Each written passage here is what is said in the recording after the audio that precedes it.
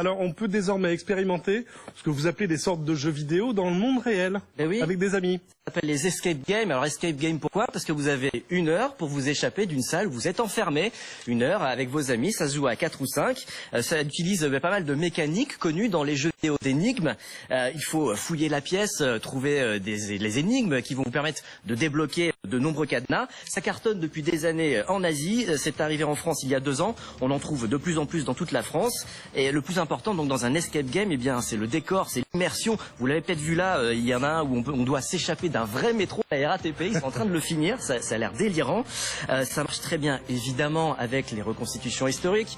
Et moi quand on me parle jeux vidéo et histoire, chez moi ça fait tilt. Je pense à Assassin's Creed. Eh bien ça n'a pas manqué, tenez-vous bien, puisque l'escape game thématisé sur Assassin's Creed est sorti et commence aujourd'hui même.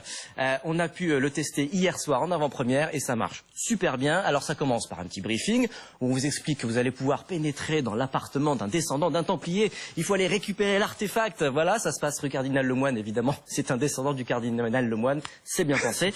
Alors on pourra pas trop vous montrer ce qui se passe à l'intérieur évidemment. On va pas dévoiler un petit peu le mystère et le secret, mais tout ce On que peut spoiler, on non, peut pas donner la solution. Mais non, parce qu'en 1 heure, ce serait dommage. Par contre, tout ce que je peux vous dire, c'est que, eh bien, il y a évidemment des histoires de voyage dans le temps, et je vous propose d'écouter, eh bien, l'un des créateurs de cet escape game. Nous avons créé l'histoire.